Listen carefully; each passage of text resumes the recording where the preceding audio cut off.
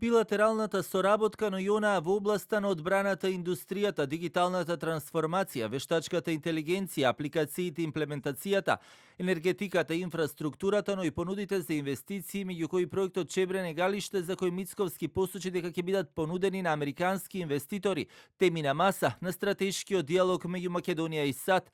Премиерот Мицковски се пофали дека ние сме прва земја од Европа со таков формат на диалог, со, како што рече, првите луѓе на САД од оваа администрација и вториот човек во Стејт департментот после Марко Рубио, а тоа е заменик државниот секретар Кристофер Лендау. Високо ниво, теми кои што ќе бидат опфатени се дигиталната трансформација, односно дигитализацијата, вештачката интелигенција, апликациите, имплементацијата, соработката билатерална, да се промовира една инвестиција во еден значаен производен објект, а тоа е рудата Антимон, ќе се извезува во Соединените американски држави. Инаку секако ќе биде понуден проектот Чебрене Галиште на потенцијални американски инвеститори, нешто што представува моја лична цел и моја лична желба. Македонската делегација ја предводи шефот на дипломатијата Тимчо Муцунски, но и министрите за внатрешни работи Панче Тошковски, за одбрана Владо Мисајловски, за дигитална трансформација Стефан Андоновски,